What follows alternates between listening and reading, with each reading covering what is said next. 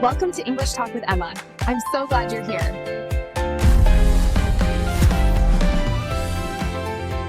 Hello, everyone, and welcome back to the English Talk with Emma channel, where we make learning English natural, easy, and very fun. I'm Emma. And I'm Mark. It is so wonderful to be here today, Emma. I am feeling incredibly energized and ready to dive into our conversation. I can certainly tell. I see a very big, bright smile on your face today, Mark. What's the secret? Well, I actually had a very productive morning for once. I finished my chores, practiced my vocabulary, and still had time for a nice breakfast. It makes me feel great. That is fantastic to hear. That is actually perfect because our topic today is exactly about that feeling. Oh, are we talking about how to make a great breakfast? Because I make excellent eggs. No, not today. Though I might need that recipe later. Today we are talking about time. Specifically, how to stop procrastinating and start learning English right now. Wow, that is a huge topic. Procrastination is something I know very well. Time is so precious, isn't it? It really is. So many of our listeners tell me, Emma, I really want to learn English, but I just have no time. I completely understand that feeling. Sometimes the sun comes up, you think you have the whole day, and then poof, it's suddenly nighttime and you've done nothing. Exactly. So, today we want to share some personal stories and helpful tips to help everyone find more time for English and, honestly, for life in general. I love it. I think I might be the world champion of wasting time sometimes. So this episode is definitely for me, too. Don't be so hard on yourself, Mark. You are doing great. But tell me, why do you say that? Did something happen recently? It actually happened just this morning. I had what I call a time accident. A time accident? That sounds like a car crash. What happened? Well, I woke up early at 6:30 a.m. My plan was perfect. I was going to listen to an English podcast for 20 minutes while I drank my coffee. That sounds like a lovely, productive plan. Nice and quiet before the world wakes up. It was supposed to be. But then I picked up my phone just to check if it was going to rain today. Oh no, I think I know exactly where this story is going. Yes, you do. One minute I was looking at the clouds on the weather app, and the next minute I was watching a video of a cat wearing a tiny chef's hat and cooking a tiny pizza. A cat chef? Why were you watching that, Mark? I don't even know. It just appeared on my screen. And then I watched a video about how they make giant statues out of chocolate. I don't even like white chocolate. This is what we call a rabbit hole, Mark. It's like Alice in Wonderland. You fall in and you just can't get out. Precisely. When I finally looked at the clock again, it was 7:20 a.m. My coffee was cold, my cat video curiosity was satisfied, but I hadn't listened to a single word of English. Wow, nearly an hour gone just like that. I felt so silly. I wasted the best, quietest part of my day on chocolate statues and cooking cats. It happens to the best of us. The smartphone is a very powerful time thief. A time thief. I really like that phrase. It truly did steal my morning. But you know, Emma, it's not always the phone. Sometimes I waste time by trying to make everything perfect before I start. What do you mean by that? Give me an example. Well, like last Tuesday. I decided I was going to write an essay in English. I sat down at my desk at 7 p.m. Okay, so you were seated and ready. No cat videos? No phones. But then I thought, I can't write if my pens are not organized by color. Oh, Mark. Then I thought the lighting was too bright, so I spent 10 minutes moving my lamp. Then I decided I needed brain food, so I went to the kitchen to make a snack. By the time I actually put my pen to paper, I was too tired to think. I call that productive procrastination. You feel like you are doing work because you are cleaning or organizing, but you aren't actually doing the task that matters. Exactly. I spent 40 minutes preparing to study and only 5 minutes actually studying. We are all very good at finding ways to avoid the hard work, aren't we? But it is so important to notice these habits. It really is. It makes me realize that being busy is not the same thing as being productive. That is a very wise distinction. You can be very busy cleaning your desk, but you aren't improving your English. Exactly. I think we all need to find a better balance. I agree. And if you at home are enjoying this conversation and finding it helpful, please don't forget to like this video and subscribe to English Talk with Emma. It really helps us keep making these lessons for you. Yes, please. And if you are still listening and want to beat procrastination, comment the word action below. Action. I love that word. So, Mark, how do we actually stop these time thieves? Yes, Emma, you're the teacher. Give us the secrets. I think the first step is to be honest with ourselves. We need to look at our day like a time budget. A budget? Like with money? Exactly. We all have the same income, 24 hours every single day. We can't earn more time no matter how hard we work. So we have to be very careful about how that time goes out. That makes sense. I started doing something new this week to protect my budget. I call it the phone jail. Phone jail? Tell me more about that. When I need to focus on my English reading, I put my phone in a drawer in a completely different room. That is a brilliant idea. If you can't see it, you don't pick it up. Exactly.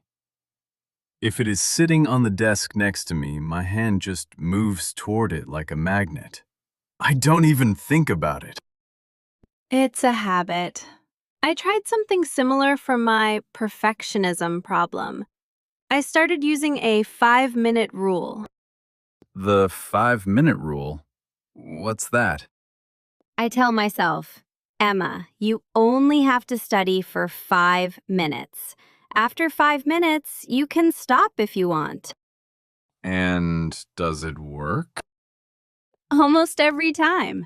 Usually, the hardest part is just starting. Once I'm 5 minutes into a book, I realize it's not so bad, and I keep going for 30 or 40 minutes. That's so true. Starting is always the biggest mountain to climb. Once you are moving, you are in the flow. But Emma, I have a question. Is resting a waste of time? Oh, Mark, that is an excellent question. What do you think? Sometimes I feel bad. If I'm just sitting on my balcony looking at the birds, I think I should be practicing my phrasal verbs right now. I understand that guilt. But rest is actually essential. Your brain is like a phone battery. It needs to recharge. Really? Even if I'm doing absolutely nothing? Especially then. Sitting and resting isn't wasting time if it is intentional. If you say, I am going to rest for 20 minutes to refresh my mind, that is healthy. But if I say, I am going to study, and then I end up staring at a wall for 20 minutes because I'm distracted, that's the waste. Exactly. The difference is the plan. Intentional rest is balance. Unintentional distraction is procrastination. You are making me feel so much better about my balcony time. It's about being the boss of your own day. I love that phrase. Be the boss of your day. It's hard though. Some days I'm so tired, I don't want to be the boss. I want to be the assistant. We all have those days. You know, I had a funny moment at the grocery store yesterday that reminded me of this. Oh, did you get lost in the snack aisle again? Almost. I was standing in front of the tea. There were 50 different types of tea. Green tea, black tea, herbal tea, tea for sleeping, tea for waking up. Mm, oh, I hate that. Choice paralysis. Exactly. I stood there for nearly 10 minutes trying to decide which one would make me the healthiest. 10 minutes for a box of tea. Then a teenager walked up, grabbed the first box of basic black tea, and left in 3 seconds. He didn't waste a moment. He looked at me and said, "It's just water and leaves, man. Don't overthink it." He's a hero. He's so right. We waste so much time because we have too many options. It made me think about English learners. Sometimes people spend weeks looking for the perfect app or the perfect book. I see that all the time. They spend so much time choosing how to learn that they never actually start learning. My new rule is just pick one and go. You can always change your mind later, but done is better than perfect.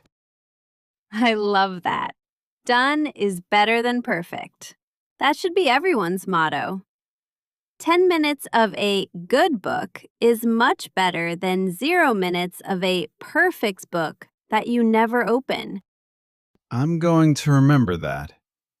So we have the phone jail, the 5-minute rule, and stopping choice paralysis. Is there anything else? I think we should talk about the power of saying no. Saying no?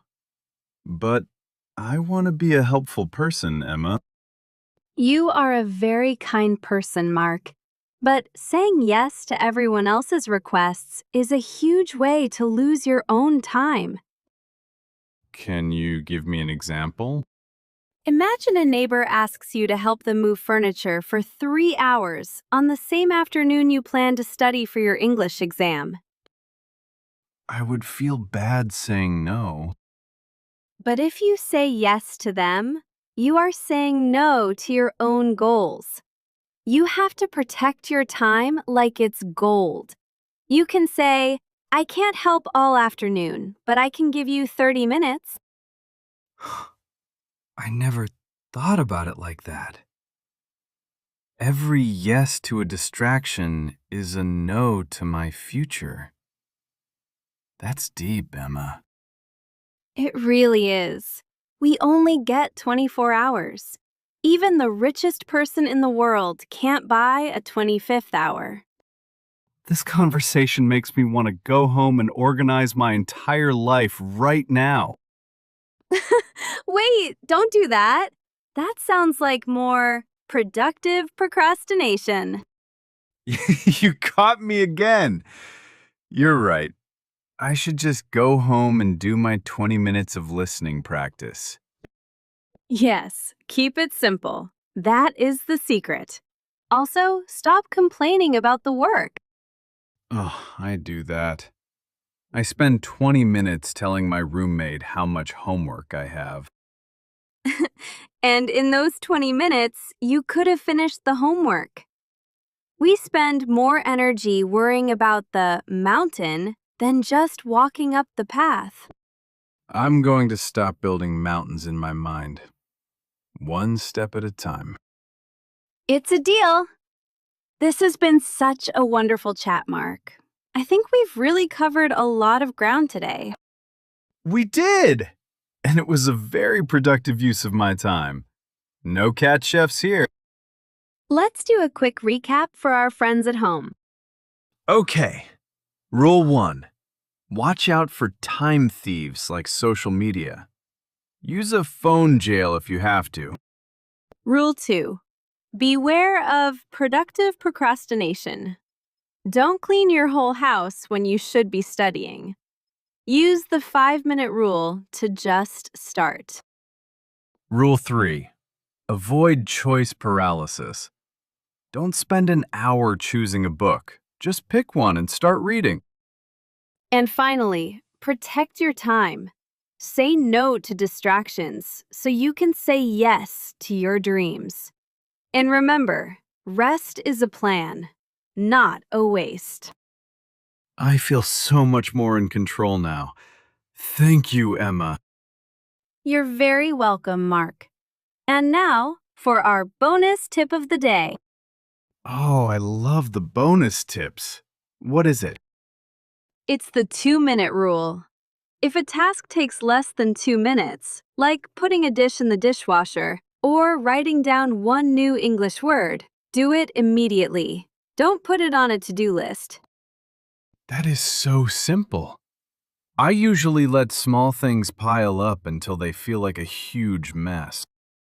Do it now, and your brain stays clear for the big things, like learning a new language. I'm starting that right now. Well, as soon as we finish here. Well, that is all the time we have for today. It went by so fast. It really did. Thank you all for listening to us. You are doing a great job just by being here. Yes, thank you. Before you go, please like this video and tell us in the comments, what is your biggest time thief? Is it your phone? Is it overthinking? We love hearing your stories. Have a wonderful, productive day, everyone. Go take action. Goodbye for now. See you in the next episode. Bye!